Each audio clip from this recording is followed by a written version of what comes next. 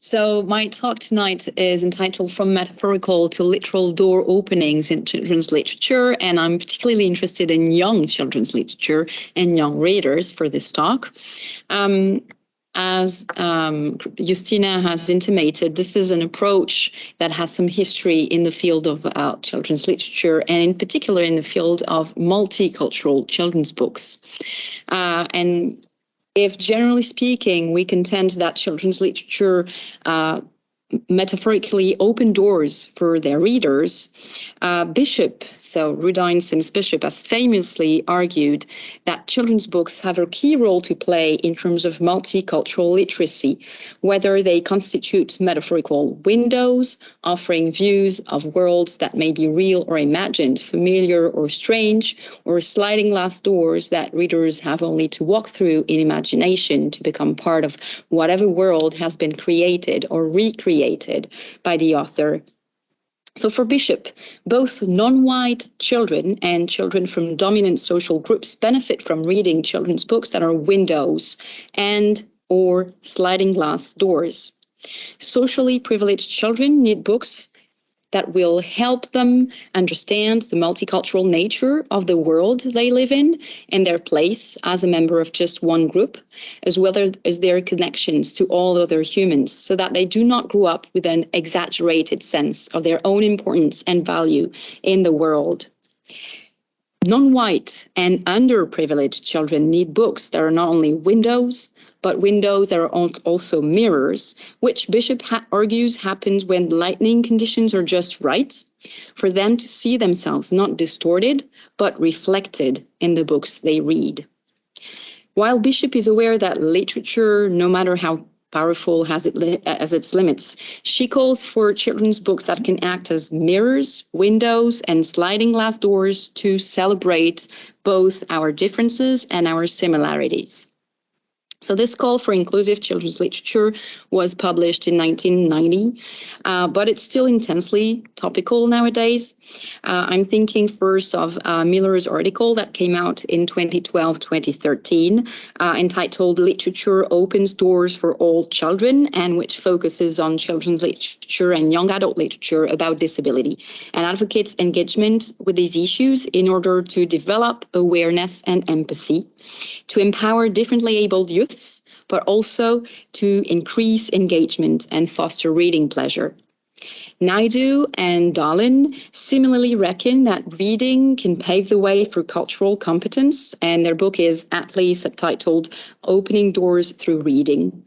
And they invite librarians and educators to select and discuss children's books and young adult books by and about people of different cultures, countries, genders, sexual orientations, abilities, etc. While many scholars still regret that the majority of characters in picture books are still white, preventing some readers from connecting to characters, and deplore both underrepresentation and misrepresentation, Enriquez provides strategies so that educators try and avoid limiting themselves to what she calls foggy mirrors, tiny windows, and heavy doors. And these strategies involve including students in the process of diversifying the classroom library, supplementing and or replacing our core unit books, and rethinking the perspectives and positions with privilege through texts. Reclaiming the metaphors of windows, mirrors, and doors further enables scholars to link readers' perceptions and actions. Books serving as metaphorical doors in particular have been said to have the potential to create opportunities for reimagining power relations and organizing for collective action. Johnson, Koss, and Martinez agree that doors invite action, and champion books serving as sliding glass doors, which they redefine after Bishop as having the power to change readers and invite them to take action. Thus, children's literature can potentially become a door to engage children in social practices that function for social justice, its ultimate purpose being maybe to empower the reader and reconstruct power. So one of my questions is, what type of grounding do we have for these conceptual metaphors in children's literature? Indeed, children's literature studies profusely resort, as we've seen, to the metaphor of doors to emphasize the crucial role of at least some books for children, and it should not come as a surprise. Metaphors have been shown not to merely adorn our language, but also to structure what Lakoff and Johnson call our ordinary conceptual system. That is to say that concepts are frequently structured, understood, and performed and talked about in terms of other concepts. And in this present case, the metaphor books or doors derives in all likelihood from the underlying conceptual metaphor, reading is a journey, that is itself a variation on the well-known metaphor, life is a journey. So this common conceptual metaphor that books are doors, that is this metaphor that is common at least in Western countries. This metaphor may explain why the motif of doors is prevalent in children's and young adult literature.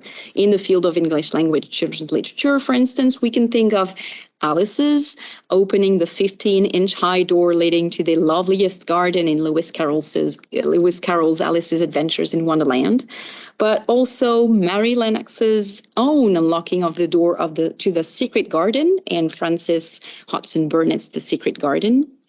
Or we may think also of Lucy Pevensy's opening a wardrobe door to enter the magical world of Narnia in C.S. Lewis's The Lion, the Witch, and the Wardrobe, or more recently, Coraline's unlocking the door to the other world in Neil Gaiman's Coraline, etc. Obviously, these are just a couple of examples. But conceptual metaphors are also, as Lakoff and Johnson posit, grounded in systematic correlations within our experience. They help speakers conceptualize a concept in terms of another concept that they understand more readily because it is physically embodied. In that sense, the metaphor books or doors, or books or windows for that matter, is no doubt widespread because of the perceived correlation between the type of movement involved when we open doors and the type of movement involved in the turning of the page. Some books, and I would contend young children's books in particular, tend to superimpose the page-turning mechanism and the door-opening gesture, thereby equating turning pages and crossing thresholds. Alice is crossing the sliding door-like mirror in Carroll's Through the Looking Glass can be seen as an example of this device, and a very ingenious one at that. The two illustrations on each side of the looking glass are placed on the same leaf, at least in the original edition of the book that came out in 1871. So the two illustrations are placed on the same leaf. So here you can see them on the same slide, but actually you need to think in terms of page 11 on the recto and page 12 on the verso of the page. And so one illustration of one side of the mirror is on the recto side, that's page 11 on the left-hand side of the slide, and the other one, so that's the verso, as I was saying. And so the leaf, because of that way of thinking the book, of designing the book, the leaf becomes, in effect, the glass or the glass door. And the reader turning the page is propelled through his or her action into Carroll's nonsense world. So to go back to the previous slide, when you turn the page, you enter, you go through the glass along with Alice. And so the reader is at the same time empowered by the exploitation of the page turning event. This is something I argued previously. So now what about contemporary young children's picture books with literal door openings? So this entanglement of metaphorical and literal doors is, I would argue, a salient feature of contemporary young children's picture books. And they invite child readers to make sense of the very physical manipulations that are required by young children's picture books. The children's books I've selected for this study are commercially successful contemporary picture books, including but not limited to picture books with tactile features, such as flaps, pull tabs, or pop-ups. These children's books I've selected are written in English. I'm a scholar working on the English language, and they have been authored and or illustrated by critically acclaimed authors and illustrators, which all require their characters and or readers to literally open doors. So the selection includes Haunted House by author and illustrator Jan Pieńkowski, assistant illustrator Jane Walmsley, and paper engineer Tor Lokvig. Knock Knock, Who's There by author Sally Grindley and illustrator Anthony Browne. Shhh by author Sally Grindley and illustrator Peter Utton. Postman Bear by author Julia Donaldson and illustrator Axel Scheffler. Doors by author and illustrator Roxie Munro. And What's Next Door by author and illustrator Nicola O'Byrne. So today I'll examine the various strategies implemented by these authors, illustrators, book designers, and paper engineers to get readers to open paper doors by focusing both on the book as object and on the book as discourse. I'll argue that door openings in children's literature help child readers achieve two main goals. The first one, I would argue, is to invest the page-turning event with pleasure and meaning. And the second goal, I would contend, is to actively engage with the fictive world they are reading about. So the first thing that these books are trying to encourage children to master the delicate art of opening paper doors. And of course, all books have a material and an immaterial component. All books can be analyzed as both objects and discourse. Young children's books, however, and contemporary young children's books, perhaps even more so, tend to emphasize this dual material-immaterial quality. Pictures, as I'm sure all of you know, form an essential part of picture books, as the compound testifies, so much so that many scholars in children's literature studies have relinquished the appellation picture book in 2 words in favor of picture book in 1 word. Yet there's more to the success of picture books than what stems from the interdependence of pictures and words. Of equal importance, and this is what Bader posits, of equal importance are the simultaneous display of 2 facing pages and the drama of the turning of the page. Children's authors do not only think about the story they want to tell indeed, but also about the material presentation for the story. The page layout, in picture books in particular, can be exploited on several levels. So you have single spreads or double spreads that can be chosen to compress or expand time, or to materialize the separation between the characters. They also take into account airframes, that is the white space around pictures. These airframes can be diminished or drawn upon to try to blur the line between the reader's reality and the world of the book. And picture books for young children are additionally designed not merely to be looked at, but to be truly handled. And it can be argued that many of them are made of cardboard to facilitate the intervention of young readers in the page-turning process. Nodelman is obviously right when he posits that most books for babies are printed on cloth or thick cardboard to avoid chewing or ripping apart, because the intended audience has not yet acquired the knowledge that books are, and I quote again, are meant to be looked at. But this assertion that picture books are meant to be looked at, overlooks the importance of the very material handling of picture books. Furthermore, although Nodelman does emphasize that children have to acquire some specific skills in the handling of a picture book, such as holding it in a certain direction, up, down, and is in a certain way, you have to learn what's the front page and what's the back cover.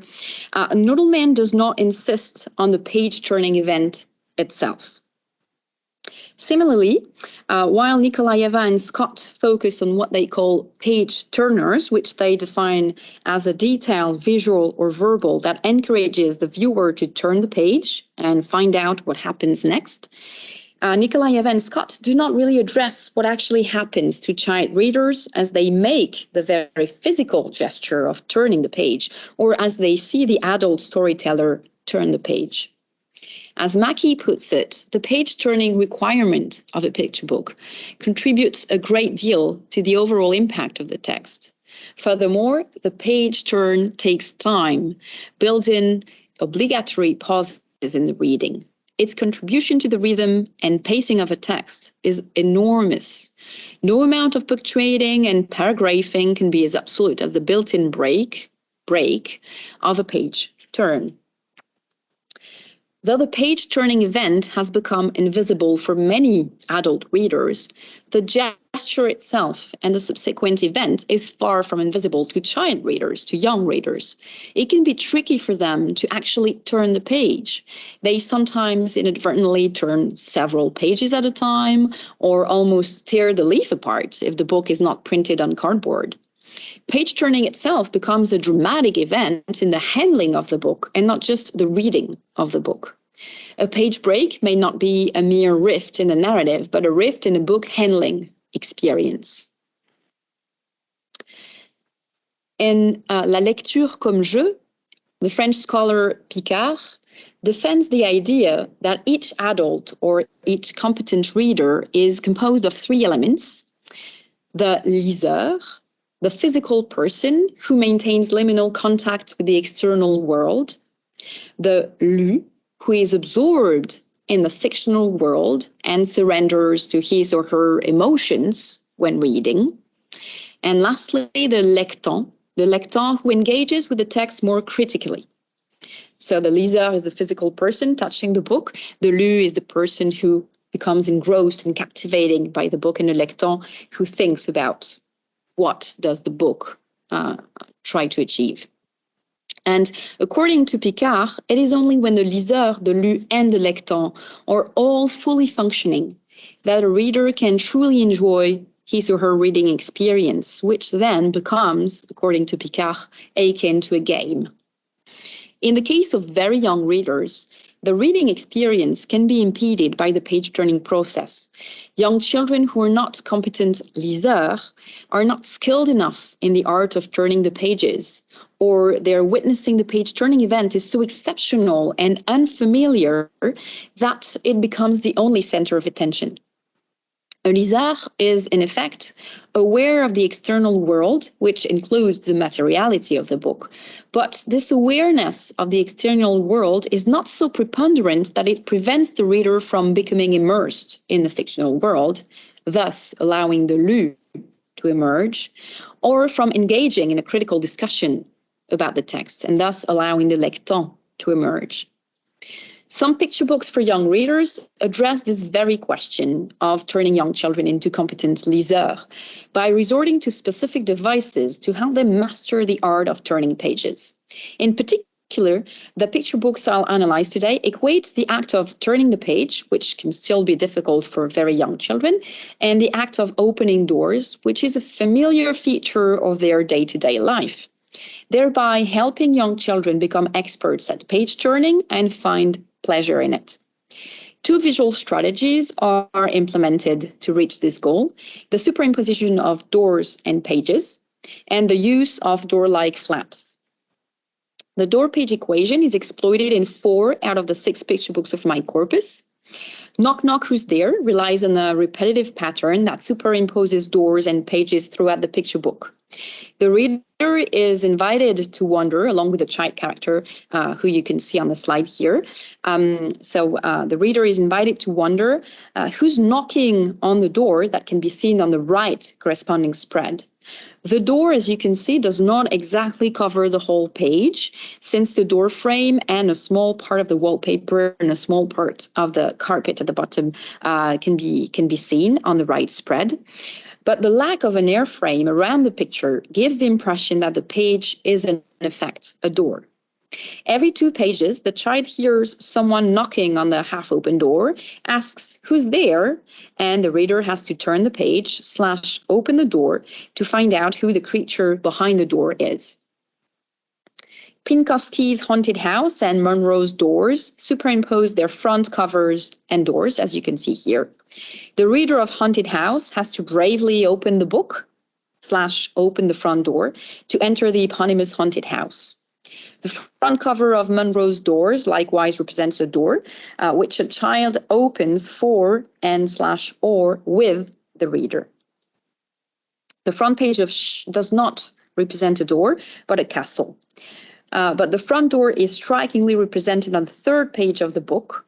And after opening the book, the reader walks, so to speak, towards the castle, and then has to unfold the left spread of the third page to open this door that you can see on the slide here and enter the giant's castle.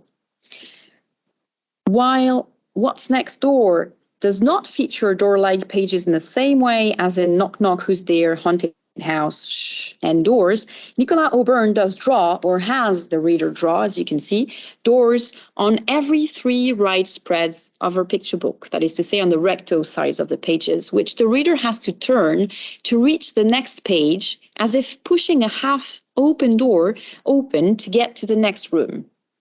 Interestingly, O'Byrne resorts to cut-out pages, page turners in Nikolaeva and Scott's sense, to offer the reader a preview of what is to come and push him or push her to actually turn the page or cross the threshold. Flaps are used in 4 of the 6 picture books identified in the corpus: Postman Bear, Haunted House, Doors, and Shh. Flaps indeed can be said to share a family resemblance with doors, and this similarity is reinforced in these picture books with door-shaped flaps. In particular here, in Donaldson and Scheffler's Postman Bear, child readers are invited to open small door flaps on 4 double spreads of the picture book to find out who lives in the homes Bear is walking towards in order to mail his letters, and to find out, at the end of the book, who's knocking at his door. In Haunted House, the reader can explore every nook and cranny of the scary house he or she has entered, and wondering, the reader will wonder what he or she will find behind the cupboard or closet doors he or she opens. Indoors, the reader is not only encouraged to open door flaps to enter the fire station or a train wagon or a stable, a doctor's practice, and even a space station, he or she is invited to look for specific items that may be hidden behind these doors or behind smaller door flaps behind the first doors he or she opens. And the search and find game soon becomes a pretext to frantically open doors of all sizes and shapes, endowing the book with a dizzying quality. And this is especially the case on the page featuring the space station that you can see here on the slide, where the reader can open 3 successive flaps and get a glimpse of space and planet Earth. The door flaps in Shh. Virginie, yes. I apologize. There is some strange window. Yes, now it's gone. Okay, sorry about that. Yeah, sorry about this. Yeah, but it's perfect right now. Thank you. Thank you. So the door flaps in Shh seem of a slightly different nature, as Smith Vivian has argued, as you can see here, because they are on the left-hand page and they work backwards. So the reader uses them retrospectively to check that the giant has not been disturbed. The emotions evoked, therefore, are not anticipation and discovery of what comes next, but trepidation and relief. However, in terms of flap lifting and conceivably page handling, these door flaps function in the same manner as the door flaps previously discussed. Alternately, lifting door-like flaps and turning the pages of picture books help young child readers develop their fine motor skills and more specifically become more agile at flap lifting and page turning. Additionally, lifting door-like flaps and turning door-like pages make it possible for the child reader to feel the pleasure of what French sociologist Caillois calls se sentir cause. That is to say, feeling one is the cause. In other words, while manipulating the picture books and their door-like pages and door-like flaps, child readers realize that they are in control, that they are not merely the recipients of a tale, but the participants of an adventure that begins with their opening a door. So picture books highlighting the similarity between doors and pages or flaps seem to open up possibilities for the young readers, who can consequently become so proficient at turning pages and lifting flaps that the effort required in the page-turning or flap-lifting event is eventually carried out with ease, which allows them to become lu in Picard's sense, that is to say, engrossed and captivated by the picture book as discourse, and in time, lectant in Picard's sense, that is to say, readers who can concentrate on the significance and signification of the page-turning event. Just as learning to walk is a path of many steps, learning to enter the world of fiction through book is an acquired skill. Picture books superimposing pages, flaps, and doors imbue their readers with the idea that turning the pages and flaps can be, or at least can become, as common an act as opening doors, thereby implying that feeling immersed in the world of the told is as easy as turning a page. The absence of airframe or framing line around the doors in Knock Knock Who's There, Shhh, and around the front and back covers or back doors of Haunted House certainly gives the readers the impression that they are in the bedroom or next to the giant's castle or about to enter the haunted house. The immersive experiences are, of course, varied. Some doors open onto small, rather familiar places. Others open onto uncanny places, which are the living quarters of scary creatures. Others still convey the belief that turning the pages of a book or lifting its flaps can be equivalent to crossing thresholds into excitingly unknown worlds unrelated to the world depicted on the previous page, reinforcing the conceptual metaphors, books or doors, and reading is a journey mentioned earlier. Munro's Doors implements this approach very explicitly from the very first page of the book, which invites the child readers to, I quote, lift the flaps and step through doors into wonderful worlds that they can explore, and to open the door to a fantasy. The last page of the book then asks the reader to manipulate a very large flap in the shape of a book cover, which is described on the corresponding left spread as a door. This is a door of a different kind to fantastic worlds that will open your mind. Munro's Doors invites its readers to look for specific items on each right-hand spread. It belongs indeed to the traditional puzzle book category, which privileges what Remy calls a hierarchic mode of reception, with some elements being the beholder's chief cognitive priority, while others are distractors that are only treated as elements of their own right subsequently. While the door flaps in Munro's Doors may be deemed to constitute distractors in the sense that they are elements which potentially conceal the much looked for items, they are also thought of in this book as the cognitive priority, since the narrative voice repeatedly encourages its readers to open them with open the door or behind this door is a distant place, etc. Readers opening these various doors are therefore constructed as travelers visiting different places. The world of the told, the world of the telling, and the world of reading are metaleptically merged, with the reader being directly addressed by the narrator and told to, I quote, stow his or her luggage or ask, what was that I heard you say? Behind this door, you heard an A? O'Byrne's What's Next Door likewise takes its readers and Crocodile Carter, who needs help to find his way home, to very different places, a stormy sea, a forest covered in snow, and a sultry desert. Or rather, the picture book asks the reader to use his or her finger to draw doors and then to think very hard about somewhere wet, or to not think of the ocean, or to think of somewhere hot, super hot, extra hot, and finally to think very hard about somewhere that's just right. Crocodile Carter crosses the various doors that appear thanks to the reader's intervention, or so it seems, and reaches the sea, forest, and desert, which are featured on the next double spreads. In What's Next Door, the flesh and blood child reader is pulled in with the help of various rhetorical strategies, including imperative forms, such as use your finger to draw the door, but also polar questions such as, do you think Carter will fit through it? Can you give him a big push?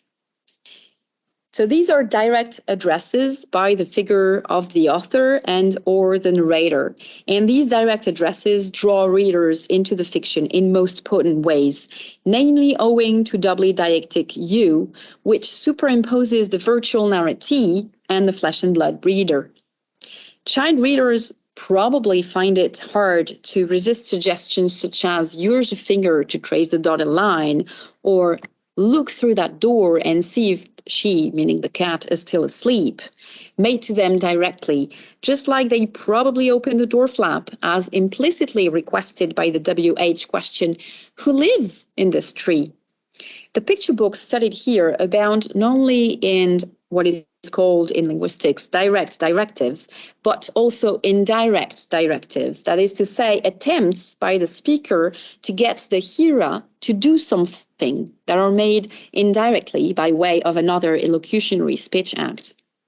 For instance, the narrator of What's Next Door regularly asks questions about the reader's ability to perform actions instead of issuing a direct directive with the help of an imperative form, for example.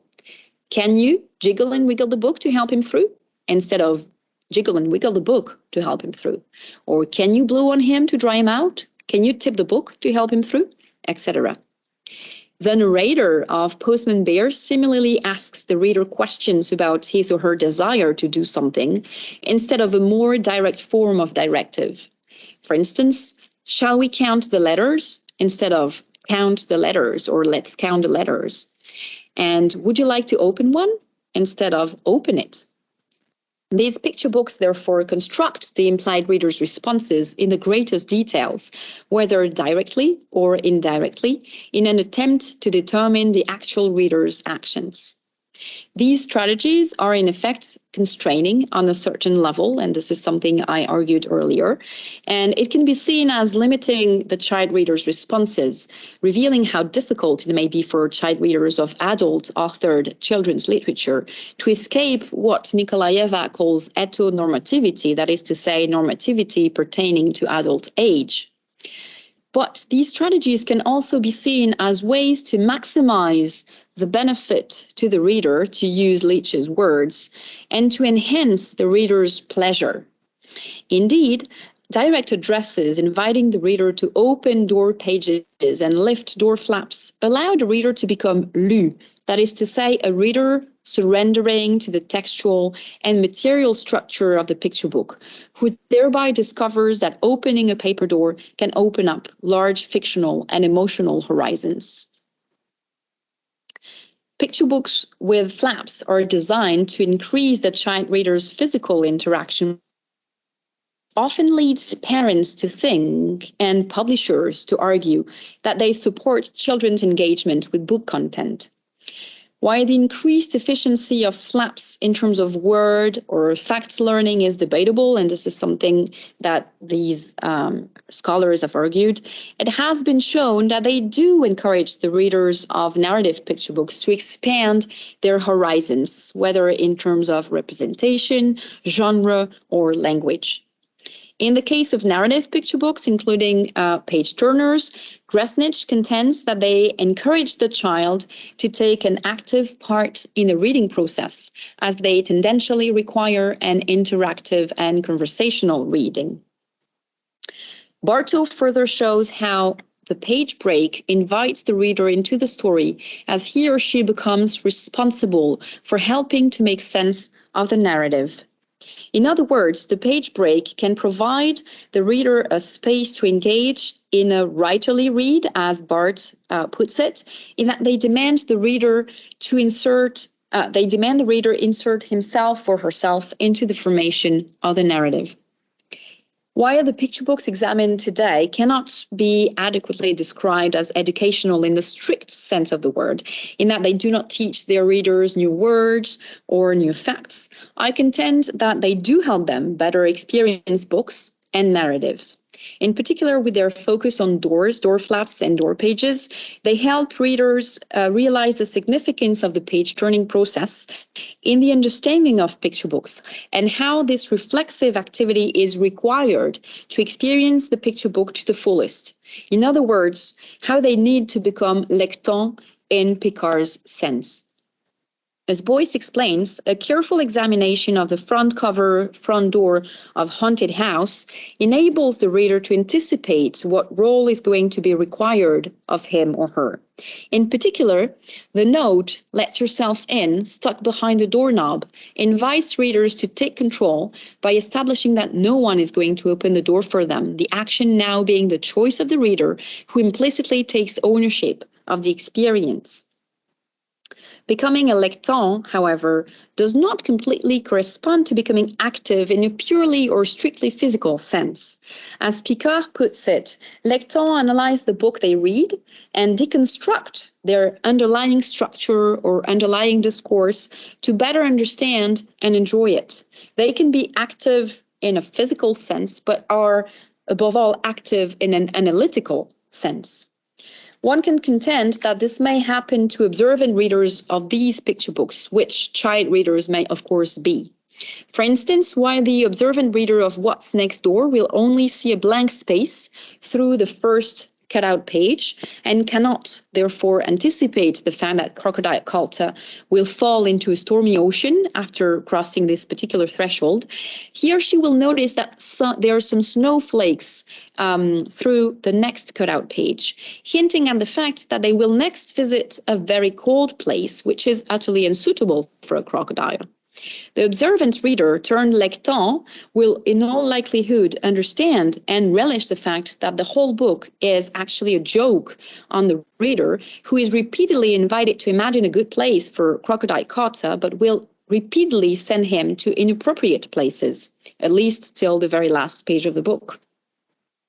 The reader turned lectant of Shhh will similarly analyze the role of the various door flaps that appear on every two left spreads after the child visitor has entered the castle. After noting that lifting the door flap serves only to confirm the stasis, the cat is still asleep, so the hen is still laying eggs, the giant's wife is still cooking dinner, the observant reader will notice the giant chess table in a giant's bedroom. This may prompt him or her to turn a couple of pages back, for after all, flaps in this picture book are on the left spread and they work backward, as Smith has intimated. And this may suggest that reading does not only mean going forward, but sometimes going backward. And so this may subsequently lead the reader turned lectant to consider the co-presence of troubling elements in the first part of the picture book. For instance, a human skull on the floor or a human leg and two eyes in the giant's wife's cooking pot, and playful elements in the second part of the picture book. And here you can see two smiling adults chasing each other on a ball, smiling chess pieces on the chessboard, a flying banana in the place of the moon. I don't know if you can see that, but if you really look in the book, this is a banana and not a moon. And you also have later in the book a warmly colored attic full of toys with a badminton racket, marbles, an old teddy bear that does need to be patched up indeed, but still, and a smiling rocking dragon. So this probably leads the reader turned lectant to reconsider the purpose of this picture book, which may be interpreted as a fun, if partially scary, game of hide and seek. So the picture books under analysis all superimpose doors and pages, or doors and flaps, which I have shown do more than encourage the readers to keep turning the pages. The door page equation, which the flap page equation is just a variation of, serves, I contend, three related goals. First, picture books with a focus on doors help turn the child reader into an experienced liseur who no longer sees the page-turning event as a cumbersome gesture, but also finds pleasure in it. Secondly, and this is a direct consequence of the first point, I would argue that picture books with a focus on doors show the child reader how accessible and enjoyable the world of fiction can be. They allow the child reader to become engrossed by the picture book he or she reads, that is to say, to become lu.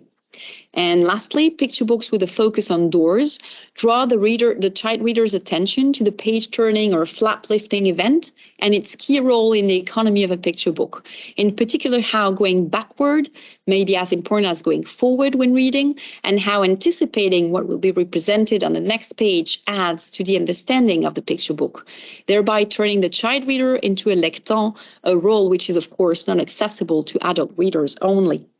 So thanks to Picard's analysis of the tripartite composition of the reader, the traditional binary opposition of active versus passive readers can be reassessed.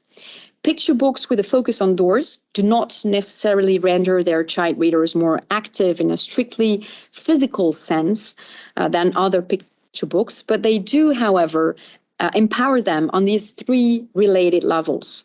Literal door openings in children's books thus open up large metaphorical horizons for their child readers that include emergent literacy, pleasure reading, and forms of agency. Thank you for your attention.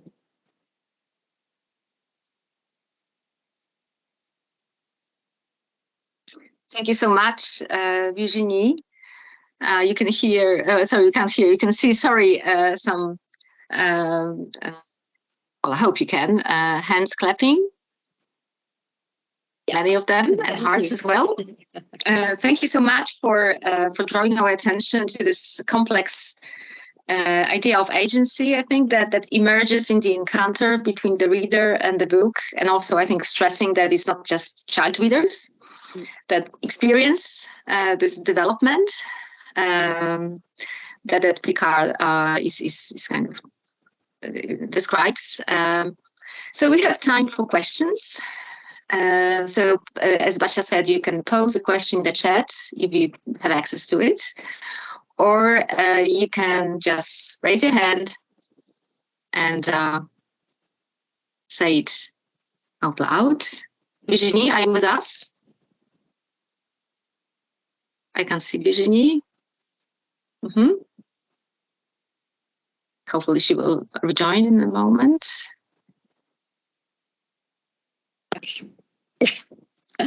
Virginie, are you with us? Yep, I'm back. I don't know what has happened, but... Okay, it's English. All right, so do we have any questions, any comments?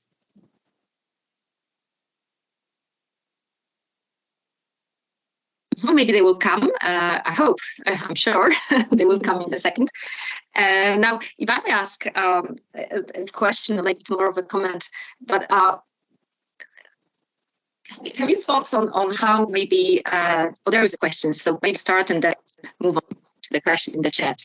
But could you maybe, I mean, I'm wondering, I don't know Picard's theory, so could you maybe comment on whether he talks about how particular books can kind of enable this ment from like the kind of more basic level of reading towards this most competent and engaged form of reading. So we could hear you talking about books with doors, but are there any other kinds of books that maybe do it? Because I think it really depends on the book a lot as well. Yes. Whether this may at all happen in the first place. Thank you, Justina, for that question. Yeah, Picard's book is not about children's literature at all. It's about adult literature. And Picard tries to determine what books, well, for him, literary books become akin to a game because they require their readers to become both, well, the three elements, so liseur, lu, and lectant. But he says that some books, and he argues that they are not that literary and should not be included in the higher spheres of literature. Some books do not only encourage the lu, so that is to say when the reader is just engrossed in the book and you're not encouraged to think about the structure of the book. So for him, we need to differentiate. It does not talk about the liseur part a lot, but I think it is extremely relevant in the field of children's literature. But for adult literature, he does not mention that too much. He basically mentions lu and lectant. and argues that all the elements should be there in a good work of literature. That's basically the gist of it. But that's why I knew of that theory before working on children's literature, but I think it really works well for children's literature. And not all children's books actually try to encourage their readers to, well, think about the materiality of the book, but at the same time to become engrossed in the content and to think about, well, what does it change in terms of thinking about what it is to be a book, what it is to be engrossed in a book, and what should I do as a reader? Should I go forth? Should I go back? Should I analyze the pictures and the text? So, and obviously not all children's books or not all adult books do that for that matter. So this is something that we need to look into whenever we read a book and whenever we analyze a book. Okay, thank you. Virginie, do you have access to the chat? I cannot see it at the moment. Okay, so there is a comment, a request. Could you explain the sentir? I'm sorry for the pronunciation cause. Again, please. So this Calwa, I think that's Calwa's terms. Caillois, yeah, se sentir cause. So Yes. Caillois, so he's a French sociologist who worked on playing games, and he divides playing games into various categories, and he argues that one of the reasons why we enjoy some of the games is because we are in control. Basically, se sentir cause is feeling one is the cause. We are in charge. We are in control. We are responsible for what's going to happen next. So I think that's what he means by se sentir cause, yeah. And so that's why it's relevant to doors in children's literature. Okay, thank you. And there's one more question in the chat, and also I think one question from the audience, a kind of direct question. So let's focus on the chat first, and then we'll move on to the direct question. So someone asks, how about metaphorical door closing? Can we see it as antithesis to door opening? What's the relationship? So door closing, in contrast to door opening. Mm-hmm. That's an interesting question, because obviously, since we open doors, ultimately we're going to close them. I have not encountered yet books that invite the reader to close doors, though. I have read many books which invite the reader to open doors and to see what's next. So I would have yet to find a book which invites its reader to close doors. So yeah, I would argue, I see the logic behind the question, but it has not materialized yet. But that would be an interesting example of a children's book. I would definitely would like to read it. Thank you. Thank you for the question and for the answer. And Elena, the floor is yours. If you could ask your question, please. Do you hear me? Yes. Okay. So I'm sorry, but I didn't understand the difference between liseur, lectant, et lu. Okay, thank you. So the lu is the one component of the reader. The lu is the one who becomes captivated. It's when you fall in the book. You're lost in the book. You're lost in the story world, and you have the impression you're part of the world of fiction, and you see the world of fiction in front of your eyes, so to speak. So that's the lu. Okay. The liseur is you turning the pages of the book. So you're aware of the physicality of the book. You're aware of the fact that you're sitting in a chair or in your armchair, and that you can hear something in the background, a car or whatnot. So you're in contact with your book, but also there's this liminality, and you're in contact with the exterior world as well.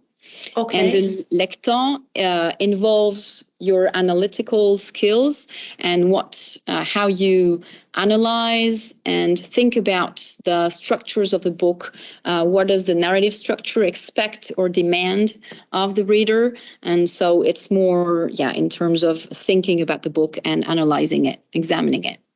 Oh, okay. Thank you. You're welcome. I think we have another question. Laura, please. Yes, do you hear me? Yes, yes.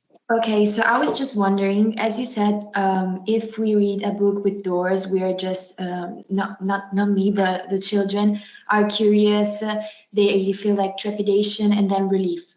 But does that only last one time? Like you read the book one time and then the surprise doesn't last even the times after you read it? That's just my question. I don't know if you can answer it. Thank you for your question. Thanks.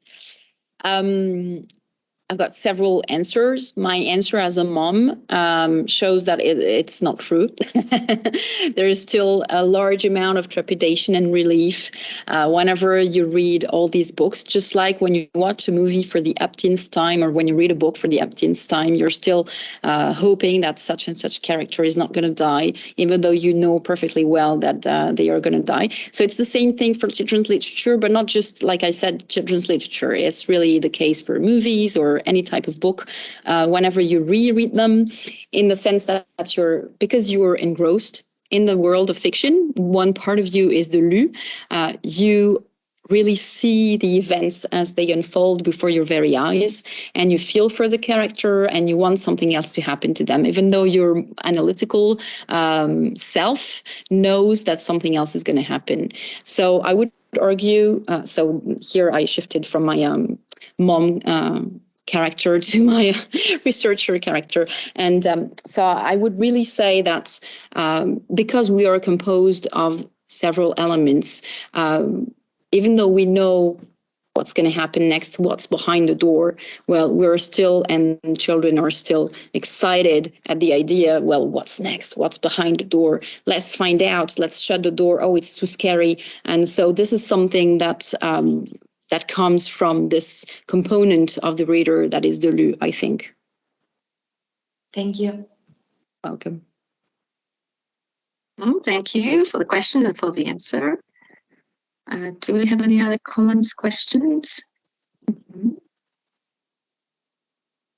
I can't see any. So, Virginie, in your research, I may continue. Oh, Basha, sorry. Yes, please. Of course. Please do. That's okay. I'd like to ask a question because I found your research on conceptual metaphors particularly interesting, and I was wondering, is there any research on young readers' response to conceptual metaphors? Because I was thinking about these picture books with this conceptual metaphor you were discussing, and I was wondering, is this kind of use of conceptual metaphors not too demanding to young readers? So do you know about research on young readers' response to conceptual metaphors?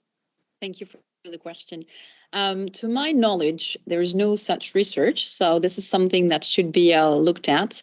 But I think that's the beauty of conceptual metaphors, is that they should not be at least too complicated to handle for young readers or children, because the beauty of conceptual metaphors is that they enable you to understand a concept that is difficult to grasp in relation to something that is easier to grasp.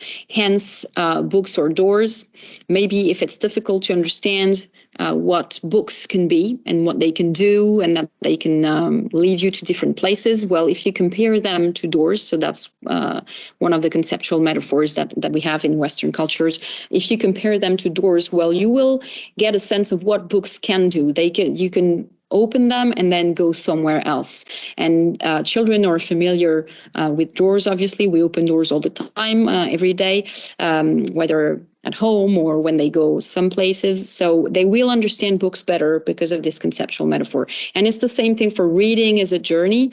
Even though reading can be tricky to understand, in particular for young children, if you go on a journey with them, well, it's going to make it easier for them to understand what reading can be. So I would argue that conceptual metaphors are actually there to help us, young readers and adults as well, get a grasp of more elaborate concepts.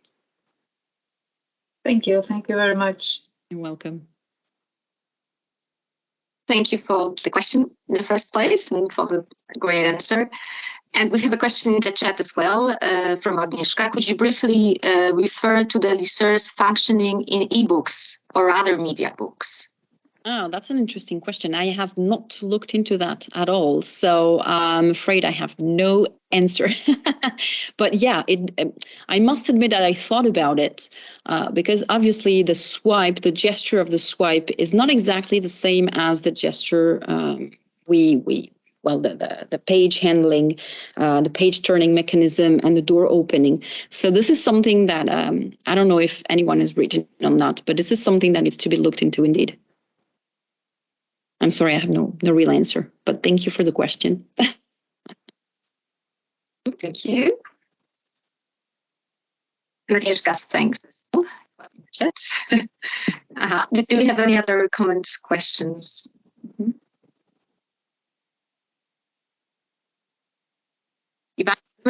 This is just a kind of technical question. So, how big is your corpus? How many books have you found that? The corpus is not big at the moment because since I'm working in English linguistics, I limited myself to books written in English. So right now I have a very small corpus composed of the six books I've mentioned today. I have other books that I'm looking into. I looked at books in French as well because this is my native language. So I've got a couple of books in French that could work for this, for analyzing doors in children's literature.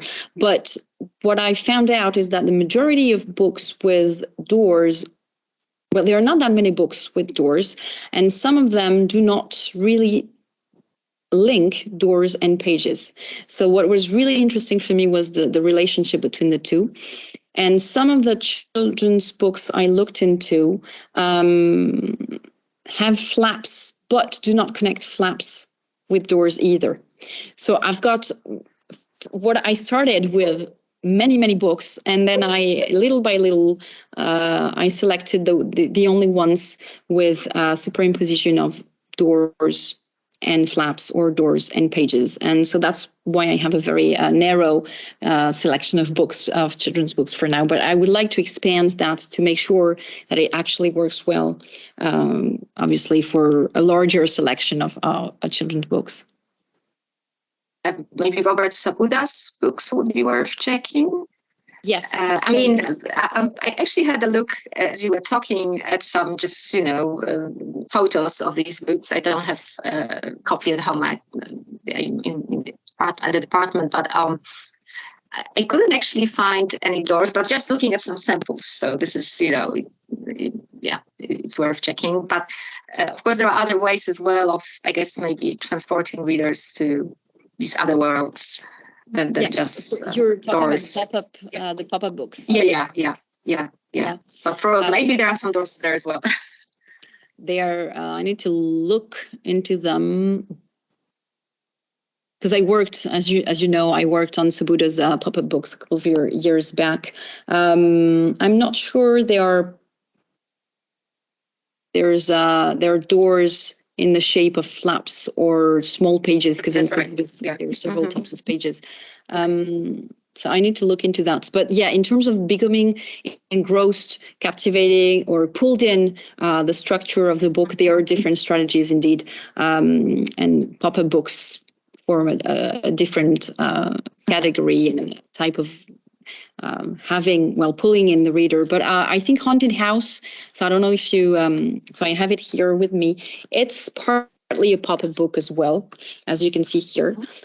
So this is something that is, what I find is interesting in this book is that not only do we have the superimposition of the page at the front cover, but we also have other, there's the gorilla here, but you have this other monster here. So you have other devices here to pull the reader in indeed, and they work together. They work hand in hand indeed. Okay, thank you. And we have a question from Mateusz, please. Hello, thank you for this fascinating lecture. I really enjoyed it. I have a comment/question. In some picture books about fear, about monsters, and also in some queer picture books, the doors of closets and wardrobes are particularly important. And I have an example of a really, I think, beautiful picture book. I'm not sure if you can, oh no, sorry, my camera is off. I wanted to turn it on, but I turned it off. It's still off. I'm so sorry. I think that now it's on. Yeah, for example, in this lovely picture book about monsters and about fear, this wardrobe has a door which can be open, for example. Yeah, and you can see the monster. And when I was in Toronto last month, I saw this interesting book which was called, oh my goodness, I don't remember the title, but it was about coming out. It was a queer picture book, and the door also in that book, the door of a closet was also very important. So that's just something that you may find important. So doors, but doors of closets and wardrobes. So just a comment. Yeah. Thank you. Thank you.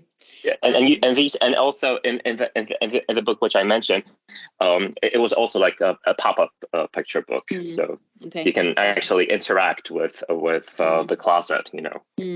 Thank you again. It was wonderful, really. Thank you.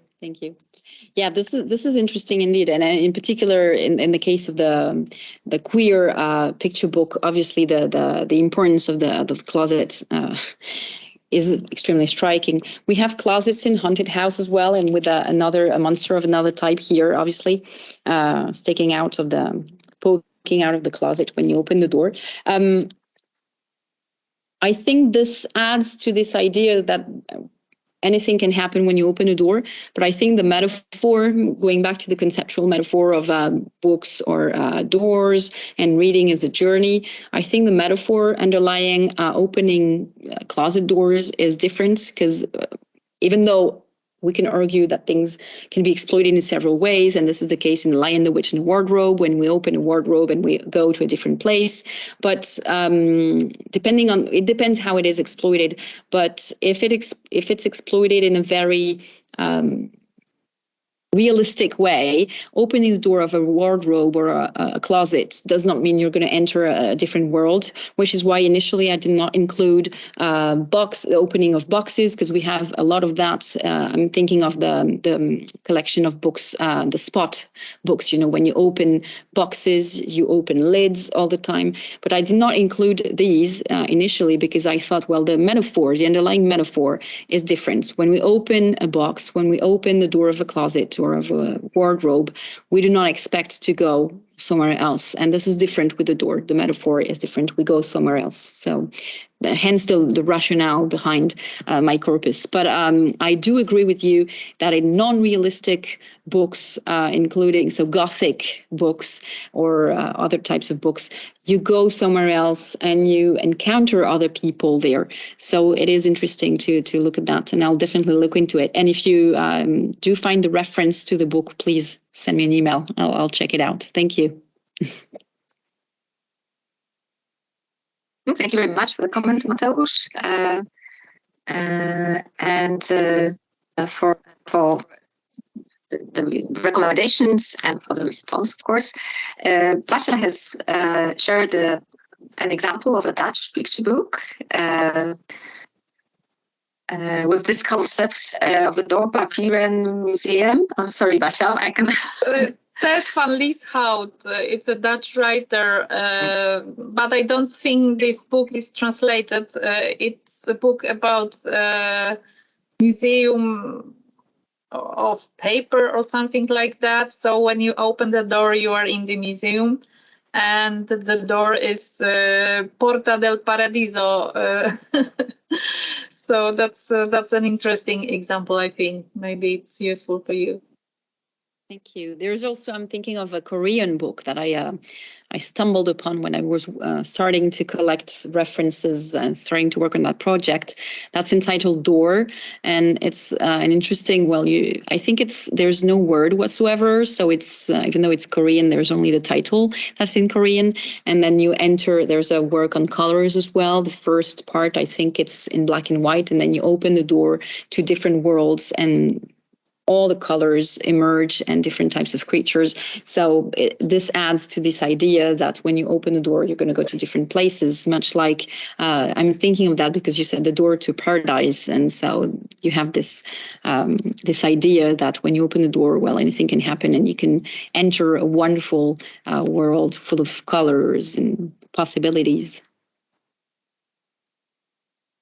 Thank you.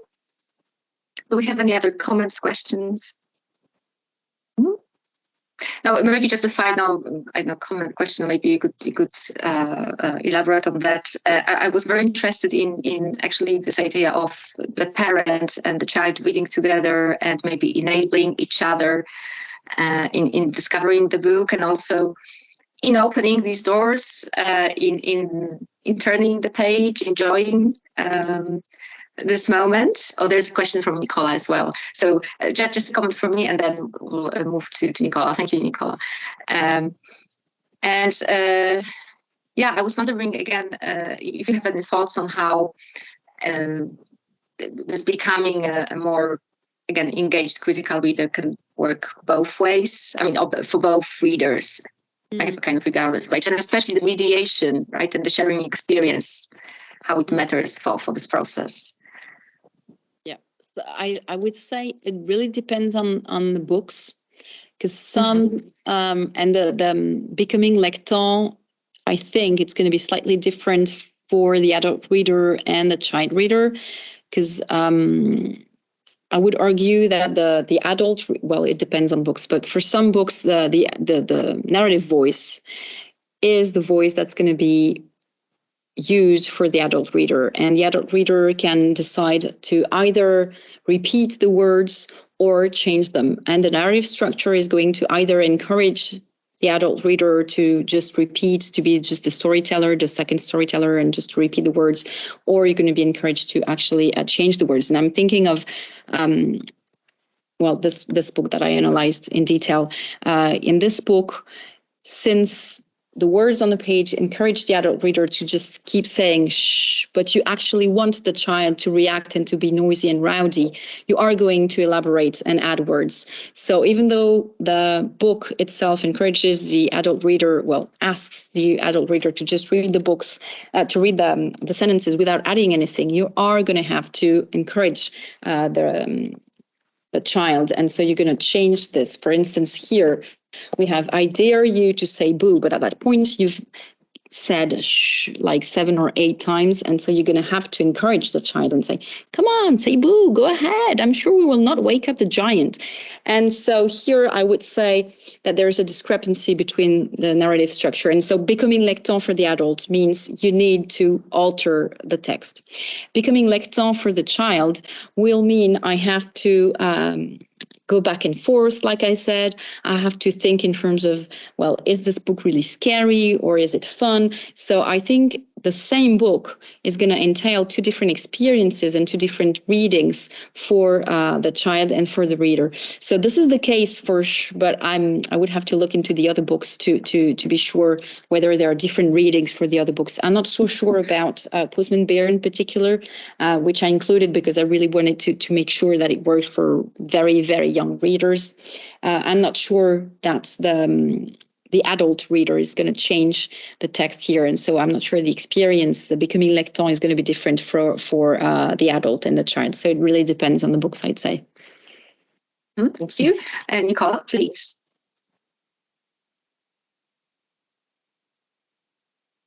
Thank you, Virginie. That was such an interesting lecture. I really enjoyed hearing your expansion upon the metaphor that is so dominant in a lot of the work I do as well. And I loved your reference to Lakoff because my background's in linguistics too, so it was really great. I just wanted to offer an additional book that you may not be aware of, which actually has the window metaphor much more strongly in it, by Jeannie Baker. She's an Australian book creator. She writes and illustrates. She uses amazing collage for her illustrations. So her name is Jeannie Baker, and her book is Mirror, and I can send you a link for that. So Yeah. I will do that. I haven't got it at the moment, but I will do that. Just interesting to take the metaphor across to the windows as well, I thought. Yep. Yeah. Yep. And I Thank think you so much. something, maybe I should for later work, I should include windows, because indeed when you open windows, you also go to other places. So I limited myself to doors, but doors and windows probably But I work hand in hand. Yes, they do. I guess the difference with a window is that you are often, you look through it, but you don't necessarily go through it. That's true. And it's interesting to think about that difference. You have the opportunity to be somewhat more passive, I suppose. Yeah. Anyway, thank you. Thank you. Thank you very much, Nicola. Mateusz has shared the link as well, so I'll try to copy it and share it with you later. Thank you for that. Do we have any other question? Because I still see a raised hand. This from Nicola. Okay. Right. So I think we need to wrap it up. Thank you so much, Virginie, for this wonderful talk, for opening doors for us as well, and windows maybe as well, and for encouraging us to maybe look for such books and also to think about how we read with children and on our own. Thank you very much to all the participants for the questions, for the comments. And yeah, I can see a lot of, is there one more question? No, okay, sorry. Well, so thank you for the invitation. I was really glad to participate in this series of conferences online, and I hope everybody enjoyed it. And if you have any comment, anything you'd like to share with me, don't hesitate.